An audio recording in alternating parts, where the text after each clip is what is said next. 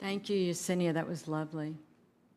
So we're going to get started, but we have to do a little housekeeping. I wanted to introduce our honorees and let you know kind of how we went about interviewing them. So we ask each honoree 3 questions. What was it that inspired you to become a Unitarian? And the second one was, well, what kept you coming back? Why did you stay the course? And the third one was, what was your ultimate reward? What did you really gain from Unitarianism? And so we're going to explain those 3 questions from each of our honorees, who are Jose Contreras, Mary Powell, Stephen Botts, and Joanne is going to sit in for him. Thank you. Joan Robb. Either way, okay, good. Judith Ferrari, Yesenia McNett, Susan and Steve Riordan, Peggy and Chili Ornelas, who Peggy's not here today, but we're going to honor the couple today, and Candy and Bruce Carpenter. So we'll get started with our first one, Jose Contreras. Jose has been a member of UUNB since March of 2013.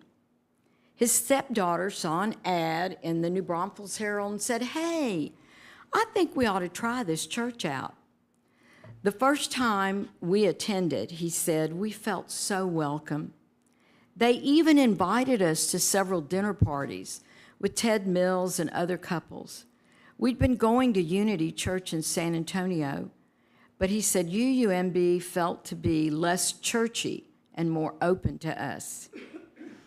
Jose was especially impressed with a mixture of conservative, liberal, and even non-believers.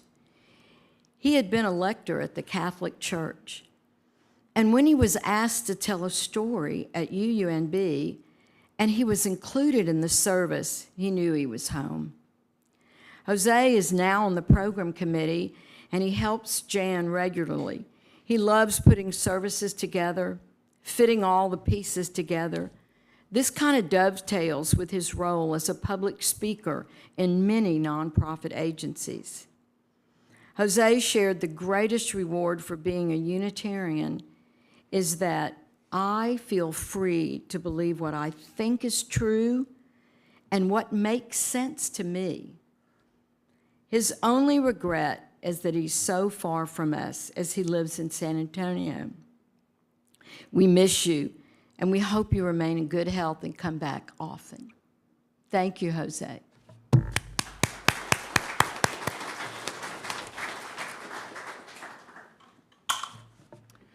Our congregation stands strong because of the people we nurture year after year. Please join me as we celebrate Mary Powell as our next trailblazer. Mary joined us in December of 2007. At that time, Les Pugh, a retired UUC minister who spoke often at the Comal County Unitarian Universalist Society, CCUUS, asked Mary to a Wednesday night service. Mary had just finished her book. How do you say that word?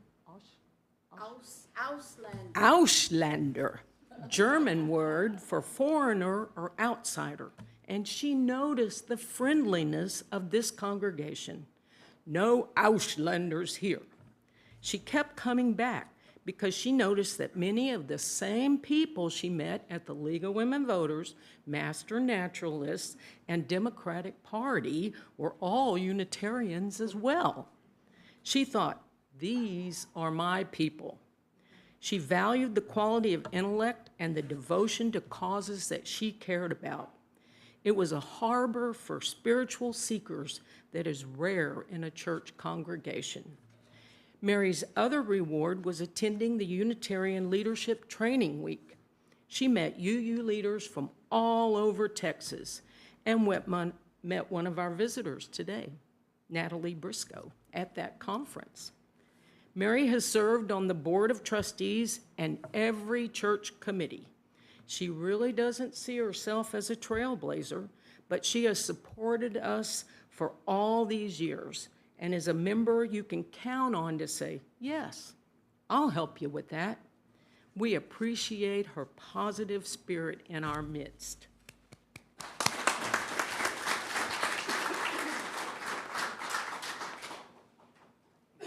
We thought y'all didn't want to hear one voice, so we're going to tag team this. Our next honoree is Stephen Botts. We miss Stephen. Okay. It's time for me to talk. Stephen was our adult religious educator. He passed away at the tender age of 83. He talked with me from his hospital bed a month ago. He joined us in August of 2014. Stephen was brought up Baptist, Southern Baptist. His mother wanted him to give his heart to Jesus. He thought Jesus was a very good man, but he wasn't sure about the Son of God thing. He recalled a sixth grade teacher, Mrs. Wilson, who talked about slavery being very good for the black people because they could learn about Jesus and be saved. I thought you'd appreciate that. Stephen couldn't see anything good about slavery.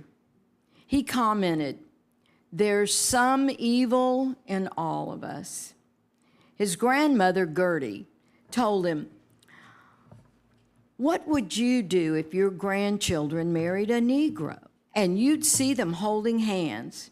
She said, "Well, it'd be better than them being Catholic."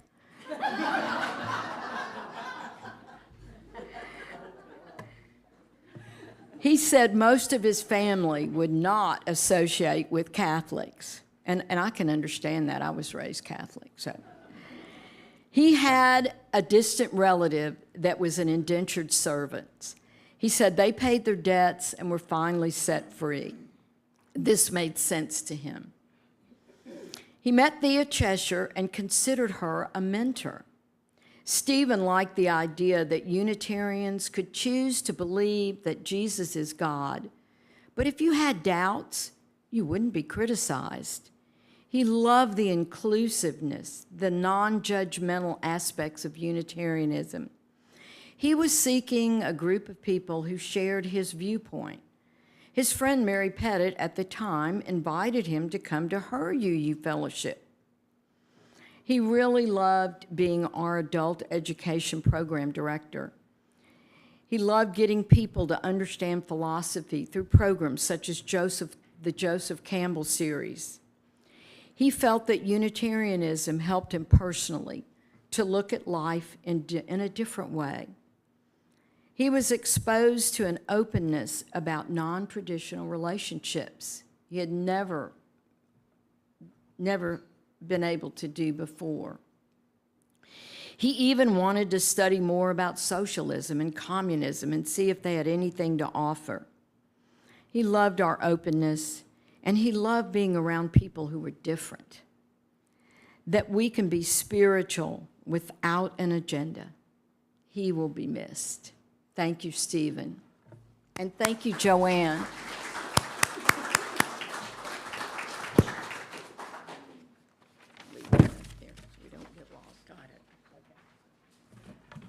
Okay, there's a saying that time flies when you're changing the world. Our next honoree, Judith Ferrari, has been doing just that here at UUNB since 1998. Our fearless leader met Thea Cheshire back then and suggested she might enjoy this little community of free thinkers. She had been attending a Catholic church with her husband. She was reluctant and didn't feel the spirit at first, but Thea, her longtime friend, asked for her help to get this group off the ground. She soon realized that this was an open-minded group and perfect for her daughter Emily, our first child care worker, when we were at Faith Church on Wednesday evenings. Judith liked the idea of a no dogma and no creed. The idea that she could be curious about her own spiritual path and explore the wisdom of ancient philosophies to guide her was all she needed to join our merry band of seekers. What keeps Judith staying the course is having a minister who is answering the call for leadership. She believes that Rev-A-Day provides us with a firm structure as we try to answer the mysteries of life's meaning. Her biggest reward is being in a community of friends who support each other with respect and dignity for the whole community. If it hadn't been for UUNB, she would not have met the love of her life, Cor Ferrari. It was at a pagan event sponsored by UUNB that they met. Cor said, "I like this little one. She is family of mine." The UU helped Judith and Cor get married. Thea found the justice of the peace. The rest is history. And now she is our fearless leader facing a new era for UUNB. Thank you, Judith.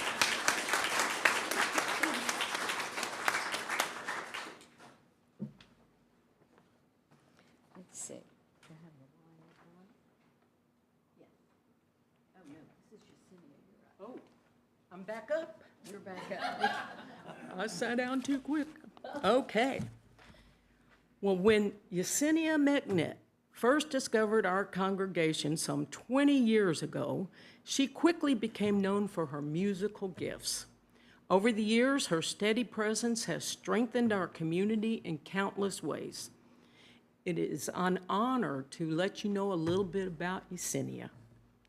Well, Jan Estes asked Yesenia to sing for an AIDS vigil hosted by the CCUUS in Landa Park some 20 years ago. That night, she met Marcus Monroe and other members and was so surprised and impressed that a local church would sponsor an activity for AIDS victims in this conservative town. Later, in 2008, Jan invited Yesenia back to join with Bob Carabinas and provide music for our Sunday services, which were at the Senior Center. And she had been thrilling us with her artistry ever since. Yesenia was raised in the Catholic Church and left formal religion for good when she turned 18. She didn't think CCUUS would be a forever home when she started singing with Bob, but the talk-back part at the end of the services quickly became her favorite part. Learning that UUs are encouraged to question their faith and to think critically really drew her in, and it didn't hurt when we upgraded to a great Steinway piano, thanks to Jackie and Jane. What has motivated Yesenia to stay the course has been our commitment to social justice. She watched Chile Ornelas collect clothing and supplies for migrants on the border. Pete Goodwin filled backpacks for local students experiencing hunger. Thea Chesser, Fran Hodges, Charles C. Hayes, Paula Pebsworth, Peggy Vieira, Sarah Laird, and Judy Godinez, and so many others work with local nonprofits and the greater UUA to keep us working towards social and environmental justice, both near and far. The greatest reward is the humanist frame of mind that she calls something special in our UU community. She says, "We're all we've got to create the world we want to live in right now." She considers this place heaven on earth.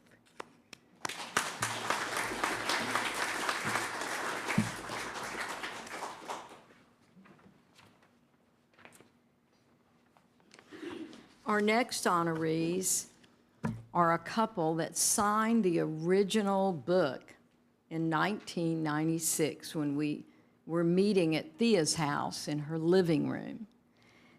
Susan and Steve Riordan. Susan's early experiences with religion were in Oklahoma, where she met her first husband, a Methodist minister. He was a youth minister in many Methodist churches. They moved to Asheville, North Carolina, but later they divorced, and Susan met Steve in Asheville, where she attended a church called Jubilee. Sometimes Stephen attended Jubilee with her. The couple then decided to move to New Braunfels in the mid-90s. They began looking for a church just like Jubilee. Steve saw an ad in the Herald Zeitung. Are you looking for a group where you are encouraged to be inquisitive and open-minded? They didn't know a soul in New Braunfels. They answered the newspaper ad and attended one of the first Wednesday night meetings at Thea's house. Susan recalls enjoying star parties with Bob Kaiser and Christmas parties at the Faith United Church with Thea and Jan Estes. Both Steve and Susan wanted a positive religious influence for their children, Emmy and Sydney. Our first child care worker was Emily, Judith Ferrari's daughter, and her girls loved coming to RE and child care with Emily. Another important event was our summer camp programs. They were called Summer Fun. We wanted to get away from the old vacation Bible school approach. And one of our members at the time, Dottie Mercer, allowed us to have summer fun on a ranch. Emmy and Sydney were one of our first camp kids. We also had events for kids at the Seguin Outdoor Learning Center. The kids learned to test water and hike and fish and go canoeing. We studied Native Americans, and it was a big part of our summer fun to teach kids about the value of being one with the earth. Susan is on the board now of the Seguin Center still, and they're making a comeback. Seguin ISD Education Foundation has agreed to take over the 120-acre facility. The big reward for Susan and Steve was being in the presence of positive people. Thea and Jan filled them with a spirit of swoozy, regaling the fun spiritual times at the Southwest Unitarian Universalist Women's Retreat. In fact, a group of us went just this year, where we met our friend Natalie Briscoe. And we're really excited about that tradition and hope we can all keep it up and go every year. From not knowing a soul to finding soulmates was the big reward for the Riordans, and we're so glad you've come back and visited us.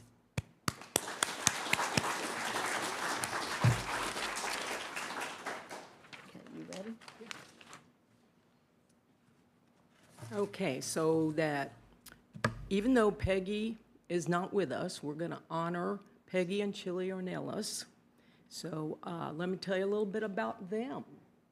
Peggy and Chili were both military folks. Chili was a Southern Baptist, and Peggy grew up as a Presbyterian military brat. Her father was a Presbyterian chaplain.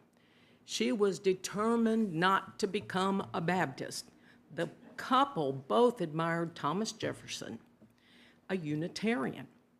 Peggy was intrigued that Jefferson was a master cryptogram writer. Cryptogram is a puzzle consisting of short pieces of text encrypted with a simple substitution cipher where letters, numbers, or symbols are replaced with others to hide the original message. You solve them by noticing patterns. Peggy has been solving cryptograms ever since she learned about Jefferson solving and writing them. Well, after they retired from the military, they planned to attend a Baha'i church, but noticed that they had a creed and dogma. Chili saw a newspaper ad for CCUUS. Jan Estes and Thea Cheshire welcomed them, and soon afterward, The couple ran into Jan and Stuart at Costco.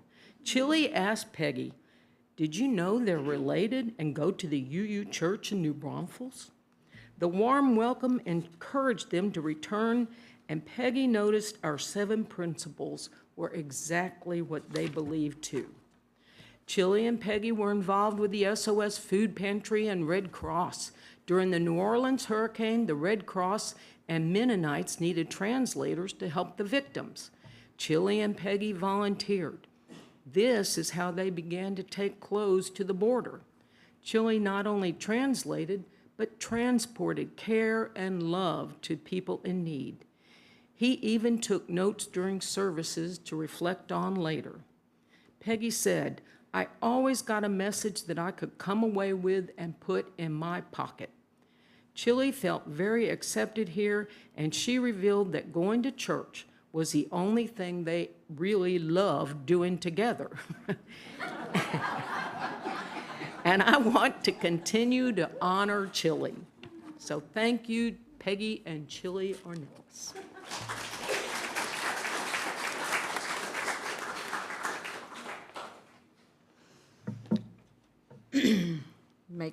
I have to kind of, big sigh of relief. We really miss Chili.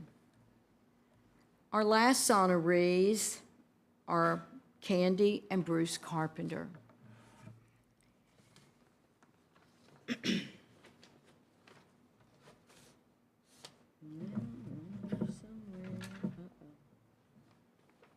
Here we are. Candy and Bruce.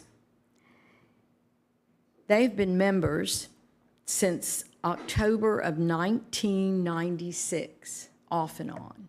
Candy earlier, Bruce later. Candy was raised a Lutheran and was active in the St. Paul Lutheran Church. She attended an adult Sunday school at St. Paul. It was very popular.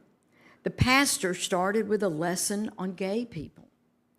His first words were, "These are troubled people who need our help." That did it. She walked out. She had been friends with Thea and Jan and Charlesy for many years, and they invited her to a Wednesday meeting and encouraged her to help out with her wonderful piano expertise. She became our pianist for many years at the Senior Center, our Wednesday meetings, and then again on Sundays at the Senior Center. Candy loves the fellowship with like-minded people who think for themselves. She feels that acceptance and love is the big payoff for her. She loves being with people she considers her friends. Of course, the lovely piano is another big draw. Bruce has spent many years exploring different religions all over the world. At the tender age of 5, his grandmother, an Episcopalian, said, "We're going to a civil rights march today. It's our job to help these people, and we're going to do our job today." She made him promise to continue this work. Bruce was especially attracted to the Unitarian ideas of social justice and exploring religions from all over the world. He's been to over 90 countries and all over the U.S. He's been all over, from New Guinea all the way to Florida. He has a primer on his Substack for the best practices for nonviolent protest, and he's been schooling us and helping us so that we can all join in the local protests. Got his inspiration from the practices for nonviolent protest from the Student Nonviolent Coordinating Committee, which he was a member of. His heroes are Andrew Young, which he met as a young man, Gandhi, and Martin Luther King. His reward for being a long-time Unitarian is the smiles on our faces that he sees every Sunday. Thank you, Candy and Bruce.